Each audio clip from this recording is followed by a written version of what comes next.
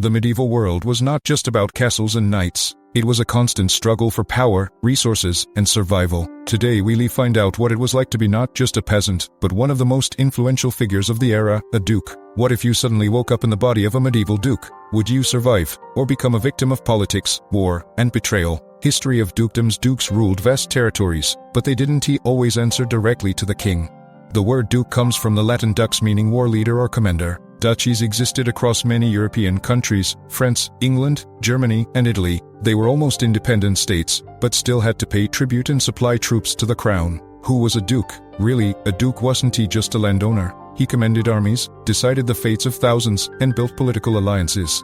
But at the same time, he was under constant pressure from the king, neighboring rulers, his own family, and even the church. One wrong step, and instead of power, you could end up in prison. Childhood of a duke, a school of survival. You were born into a noble family. Congratulations, but freedom is not in your future. From age 5, you are taught diplomacy, tactics, languages, and law, plus writing, fencing, and managing people. Your parents see you not as a child, but as a future ruler.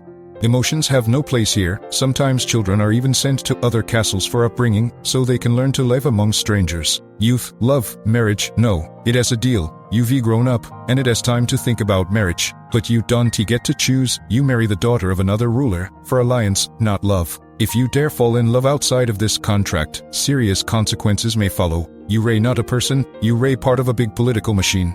Coming to power, now you the duke, you become the ruler, but instead of relief, you feel only more pressure. Peasants need help, but the treasury is empty. The king demands money, soldiers, and resources. Neighboring duchies watch you like predators. You must be strong, but not too much. Wise, but not too independent. Your family, they close, but you never know who might betray you for profit. Your court, full of advisors who say one thing and do another. A dukedom isn't a throne.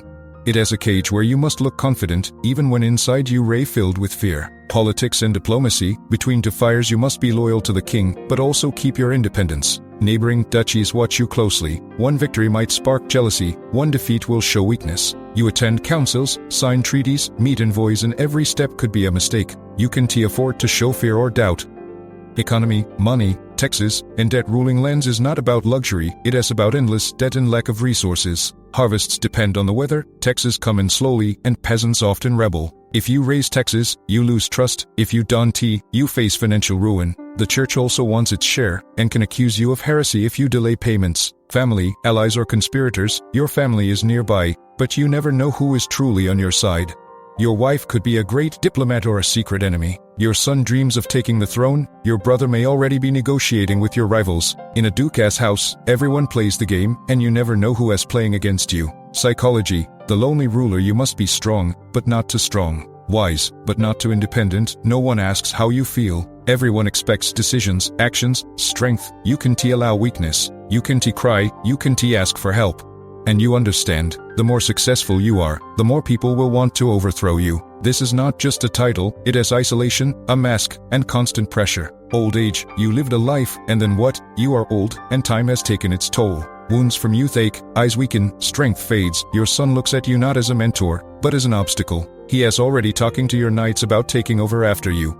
Your wife died long ago, and you don't even remember the last time you spoke to her sincerely. You spent your life defending your lands, but they became poorer. The crown took more than you could give. People sing songs about your bad rule, but no one talks about the real choices you had. You are not a legend, you are a victim of the system that trapped you from birth. Conclusion: a duchy is not luxury, so yes, being a duke in the Middle Ages was not about luxury and power.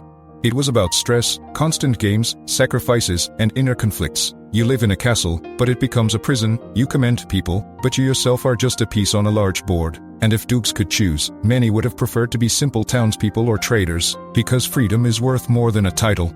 In a land surrounded by stone walls and watchful towers, young William was born into nobility, the son of a powerful duke. From the age of 5, he was taught how to lead men, fight with a sword, and speak in Latin and French. His parents saw not a child, but a future ruler. There was no time for games or laughter, only discipline. At 16, he was sent to another castle to continue his training.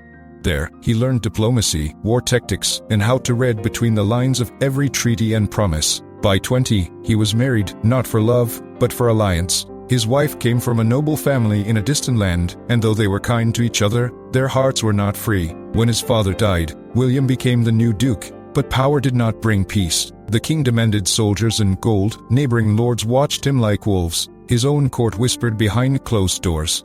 He ruled through famine and rebellion, always walking a fine line between strength and fear. He gave orders that haunted him at night, he made deals he could not break. As he grew older, his body weakened, but the pressure never stopped. His son waited in the shadows, ready to take the throne. His wife had passed years ago, and he barely remembered what it felt like to be loved without reason. When he died, bards sang not of freedom or happiness, but of duty and sacrifice.